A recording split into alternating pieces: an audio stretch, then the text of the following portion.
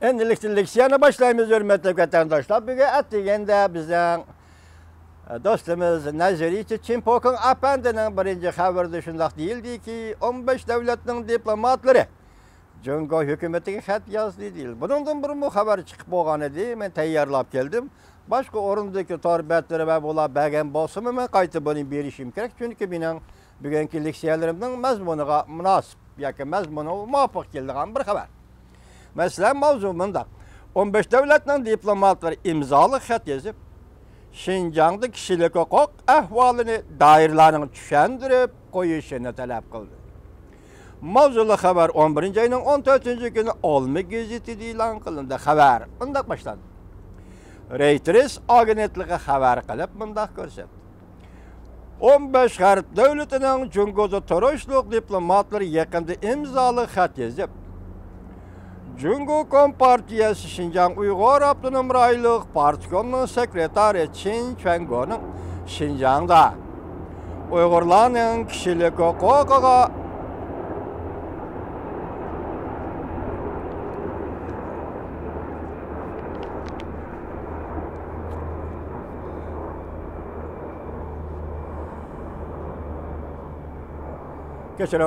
Şinjan'da Uygurların kişilik hukuka ziyankeşlik kılış meselesini düşendirip koyuşunu talep kıldı. Haberde diplomatik haberlerden nakil keltirip mundak görüstüldü. Bu bir parça xat Kanada diplomatlarının başlamçılığı da yazıldı. Diplomatlar bu xatı Şinjan'dan növbetdeki ahvalıga yuqori derecede dikkat qiladiganligini bildirip, şu yerning ahvalini qadam-qadam tushunmoqchi bo'ldi. Çin Çengo bilan ko'rishishni tezlik bilan o'rinlashtirishni umid qiladiganligini bildirdi. Hozir bu xat Çin Çengoga avatildi-mi yoki xatning mazmunlari qayta o'zgartilamdi? Xatning dastlabki nusxasi diplomatlar o'rtasida o'qilyapti. Xatga imzo qo'yish masalasida ya'ni ko'plagan davlatlarning imzo qo'yishi umid qilindi. Lekin ish intayin sazgir masalaga berib ketilg'achqa diplomatlar xatning mazmunini oshkorlamadi. Bu xatga imzo qo'ygan diplomatlar jumladan Angliya, Fransiya, Germaniya, Gollandiya, Avstriya, Şvetsiya, İrlandiya, Şveysariya, Belgiya, Norvegiya, Finlandiya, Daniya hem de Avrupa İttifakı'nın vekilleri qatarlıq devletler imza koydu. Bu xat o'xshashli vaqtda ko'chirilib, Cungo'ning Tashqi ishlar ministerligiga, Jamoat xavfsizligi ministerligiga hamda Cungo Kompartiyasi Merkezi Komiteti tashqari bilan aloqa bog'lash organiga avatildi. Tahlilchilar mundaq hisobladi.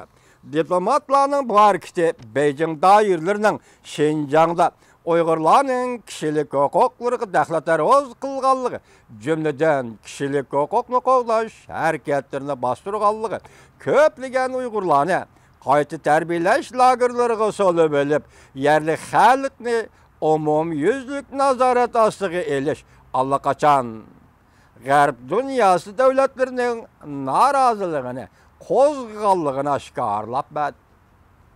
Lekin bir qism davlatlar bo'lsa, Şinjan to'g'risida, ya'ni mustamlik Uyg'uriston to'g'risida gap qilib, Cungoni xafa qilib qo'yishdan ansirdi.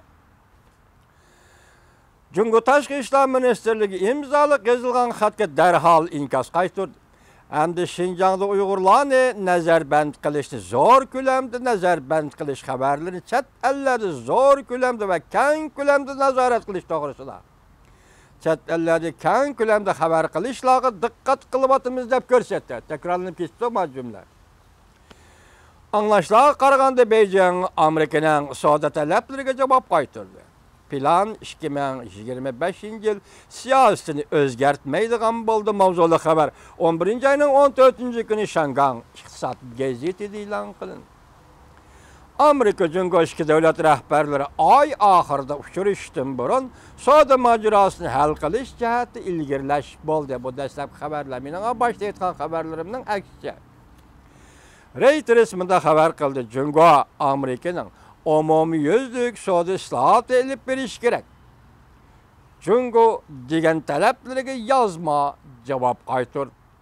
Biroq Bloomberg agentligi aloqador vaziyatning aloqador mazmunlarining ko'p qismi konu maqomni qayta takrorlash bo'lib, Amerika Qo'shma Shtatlarining prezidenti Trumpning nayt zo'r qurilma xarakterli islohot elib berish, jumladan sanoat siyosatini o'zgartirish, masalan, Jongoda yasaldi 2025-yil planni o'zgartirish talablariga prezident Trumpning shundaq talablariga Jungoning bergan javoblari ta'zim mos kelmadi deb ko'rsatdi.